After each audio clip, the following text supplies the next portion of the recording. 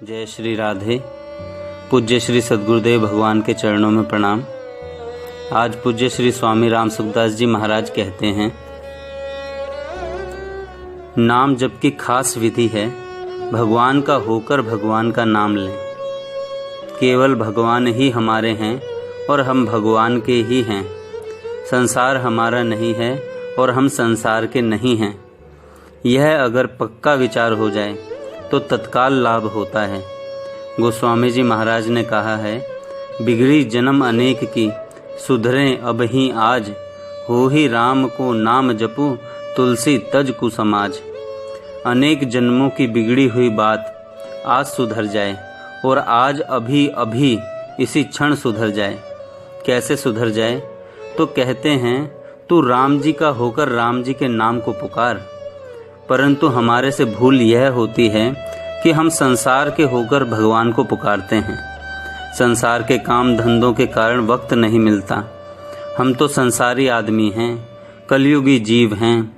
इस प्रकार अपने आप को संसारी और कलयुगी मानोगे तो आप पर संसार का और कलयुग का प्रभाव ज़्यादा पड़ेगा, क्योंकि उनके साथ आपने संबंध जोड़ लिया। बिजली के तार से संबंध जुड़ जाता है तो करंट आ जाता है। ऐसे ही संसार और कलयुग से संबंध जोड़ेंगे तो उनका असर जरूर आएगा। कहते हैं महाराज, हम तो खाली राम राम करते हैं, तो ठोस भरा हुआ क्यों नहीं करते भाई?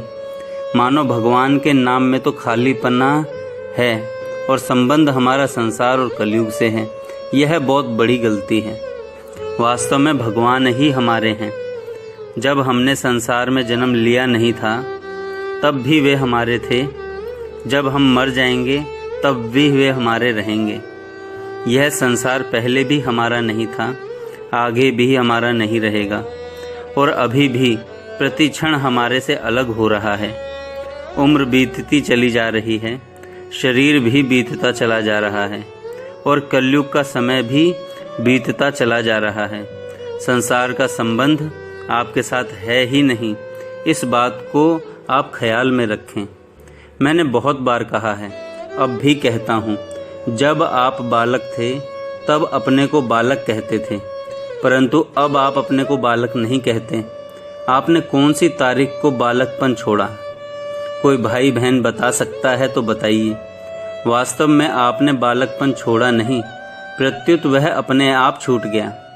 जब बालकपन छूट गया तो क्या जवानी नहीं छूटेगी? वृद्धावस्था नहीं छूटेगी? यहाँ तो छूटने की रीति है।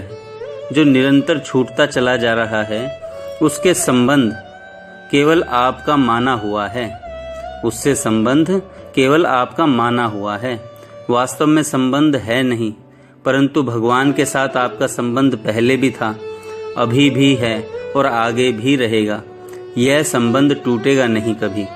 दुष्कर्मों के कारण चाहे 84 लाख योनियों में जाना पड़े, नरकों में जाना पड़े, तो भी भगवान से अलग नहीं हो सकते और भगवान आपसे अलग नहीं हो सकते। भगवान के साथ अपने इस नित्य संबंध को तो आपने भुला दिया और संसार के साथ संबंध मानकर भगवान नाम का जप करते हैं। इस कारण भगवान के नाम का प्रभाव देखने में नहीं आ रहा है। कुटुंब का संबंध तो नदी नाव संयोग की तरह है।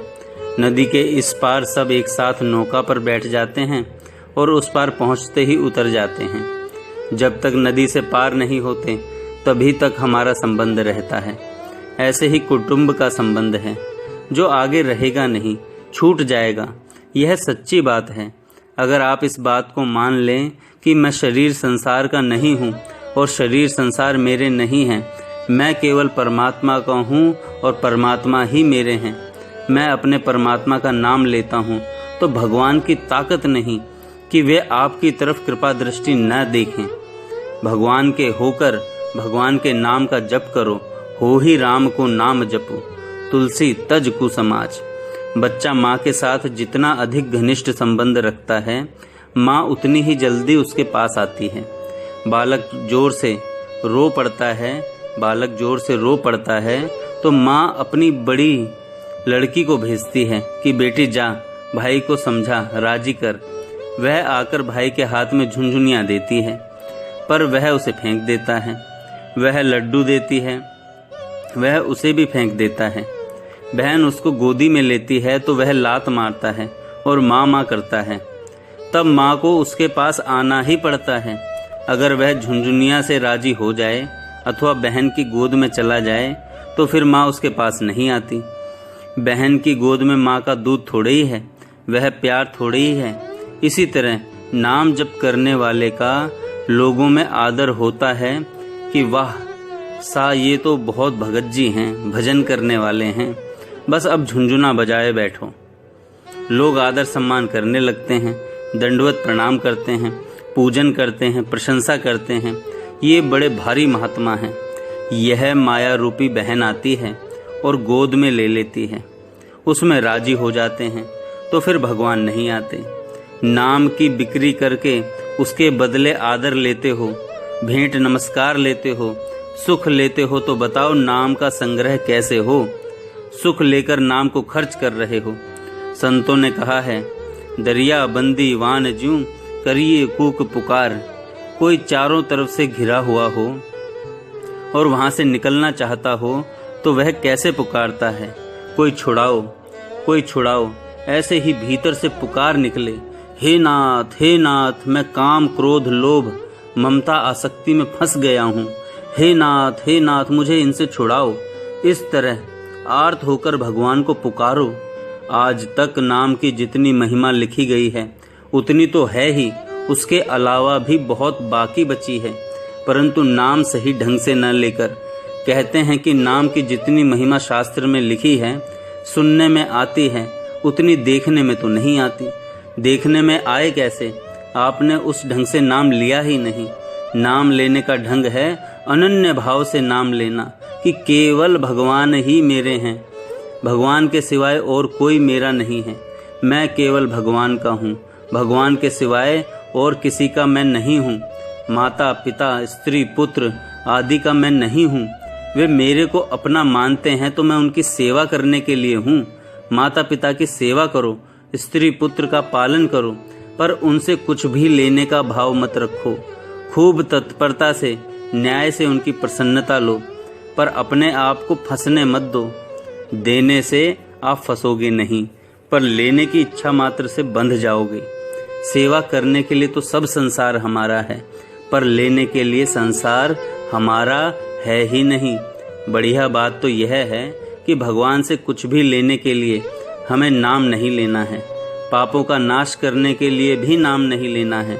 नाम इसलिए लेना है कि भगवान हमें स्वीकार कर ले, हम भगवान के ही रहें, हम भगवान के रहें, भगवान को कभी भूले नहीं। किसी भक्त ने कहा है, हे नरकासुर का अंत करने वाले प्रभु, आप चाहे मेरा स्वर्ग में निवास कर दें, चाहे पृथ्वी पर निवास कर दें और चाहे नरकों में निवास कर दें, इसके लिए मैं मना नहीं करता। मेरी तो एक ही मांग है कि शरद ऋतु के कमल की शोभा को हरने वाले आपके जो चरण हैं उनको मृत्यु अवस्था में भी भूलूं नहीं। आपके चरण मेरे को सदा याद रहें। गर्ग संहिता जी में आता है कि मेरे जन्म का फल यही है, मेरी प्रार्थना का भी एक ही विषय है और आपकी कृपा भी मैं इसी में मानता हूँ कि आप अपने दासों के दास, उन दासों के नौकरों का नौकर और उन नौकरों के गुलामों का गुलाम तथा उनका भी गुलाम, इस तरह से अपने दासों की परंपरा में 7वीं जगह भी मेरे को याद कर लें। एक बड़ी मार्मिक बात है, कृपया ध्यान दें। भगवान से हमें कुछ नहीं लेना है। भगवान ने तो कृपा करके मानव शरीर दे दिया, अब और क्या चाहते हो उनसे? कब हुक करी करुणा नर देही, देत ईश बिनु हेतु सनेही। प्रभु ने कम कृपा नहीं की है, देवताओं के लिए भी दुर्लभ शरीर दे दिया। इसके साथ ही यत किंचित पारमार्थिक रुचि हो गई, भगवान में जी लग गया। यह कोई मामूली चीज नहीं है। हजारों लाखों आदमियों के भीतर भी भगवान की तरफ रुचि नहीं है, पर वह रुचि हमारे में आ गई, हमारे में हो गई। यह विलक्षण बात है। भगवान के दरबार में सबसे दुर्लभ और बढ़िया से बढ़िया चीज भगवान के प्यारे भक्त। भगवान कहते हैं, संत मेरे हृदय हैं और मैं उन संतों का हृदय हूँ। वे मेरे सिवाय और कुछ नहीं जानते तथा मैं भी उनके सिवाय और कुछ नहीं जानता। ऐसे भगवान के प्यारे संतों की वाणी, उनका संग, उनका इतिहास हमारे को मिल जाए तो यह भगवान की कम कृपा है क्या? हनुमान जी लंका में विभीषण जी से मिलते हैं तो वहाँ विभीषण जी कहते हैं, अब मोहि भा भरोस हनुमंता, बिन हरि कृपा मिलहि नहीं संता। हनुमान जी, अब मुझे भरोसा हो गया है कि भगवान मेरे पर कृपा करेंगे। आप मिल गए, इससे यह मालूम देता है कि भगवान भी मिलेंगे। भगवान ने अपने दरबार की बढ़िया से बढ़िया चीज दे दी है, फिर भी भगवान से मांगते हैं कि वह दो, अमुक चीज दो। आप समझते ही नहीं कि भगवान से क्या मांगा जाए। भगवान की दी हुई वस्तु का मूल्य भी नहीं आंक सकते। हमारी भगवान में श्रद्धा नहीं, प्रेम नहीं, अपनापन नहीं है तो उतना भगवान में अभाव आ गया। हम भगवान में श्रद्धा, प्रेम, अपनापन करते हैं तो उस अभाव की पूर्ति हो जाती है। इस प्रकार भगवान के अभाव की पूर्ति करने की योग्यता वाले मनुष्य शरीर को पाकर भी हम नाशवान पदार्थों के पीछे पीछे दौड़ते हैं, जो हमारी कदर करते ही नहीं। मीराबाई इतनी ऊंची हो गई, इसका क्या कारण था? इसका कारण था, मेरे तो गिरधर गोपाल, दूसरों ना कोई, मेरे तो केवल भगवान हैं, बस और कोई मेरा है ही नहीं। इस प्रकार भगवान के साथ अनन्य संबंध हो, इस प्रकार भगवान के साथ अनन्य संबंध हो। यह अनन्य भाव ही भगवान को पकड़ता है, क्रिया नहीं पकड़ती। पदार्थों से और क्रियाओं से आप भगवान को खरीदना चाहोगे तो यह नहीं होगा। भगवान में अपनापन करो तो भगवान चू नहीं कर सकते और हिलकर जा नहीं सकते। मैं भगवान का हूँ और भगवान मेरे हैं, फिर वे क्यों नहीं हैं? अभी तक भगवान मिले क्यों नहीं? अभी तक भगवान ने दर्शन क्यों नहीं दिए? ऐसी व्याकुलता होने पर जब संसार से सर्वथा संबंध विच्छेद हो जाता है तब भगवत प्राप्ति हो जाती है। संसार के साथ संबंध केवल संसार की सेवा करने के लिए है। कुटुंब में रहते हुए केवल कुटुंबियों की सेवा करनी है, उनसे कोई वस्तु सेवा लेने की आशा मन में रखनी ही नहीं है। आशा हमें रखनी ही नहीं है। भगवान राजी कैसे हों? भगवान से कुछ भी नहीं लेना है, प्रत्युत भगवान को देना है। जैसे बच्चा माँ से दूर चला जाए तो माँ को उसकी याद बहुत आती है। माताओं की ऐसी बातें मैंने सुनी हैं। दीपावली, अक्षय तृतीया आदि त्योहार आते हैं तो माताएं कहती हैं कि क्या बनाएं, लड़का तो घर पर है नहीं, अच्छी चीज बनाकर किसको खिलाएं। लड़का घर पर होता तो माताएं बढ़िया बढ़िया चीजें बनाती हैं और लड़के को खिलाकर खुश होती हैं। ऐसे ही भगवान के लड़के हम लोग चले गए विदेश में। अब भगवान कहते हैं क्या करूं, क्या दूं? लड़का तो घर पर है ही नहीं, वह तो धन संपत्ति की तरफ लगा हुआ है, खेल कूद में लगा हुआ है। सन्मुख होए जीव मोह जब ही, जन्म कोटि अग नास ही तब ही। परंतु आज सन्मुख हो रहे हैं रुपए पैसों के, वस्तुओं के, कुटुंब के, आराम के, मान सम्मान के, स्वाद शौकीनी के। जो संसार से आशा रखता है और भगवान का भजन भी करता है, वह भजन नहीं करने वाले की अपेक्षा तो अच्छा ही है। किसी तरह से भगवान में मन लग जाए तो बड़ा अच्छा है।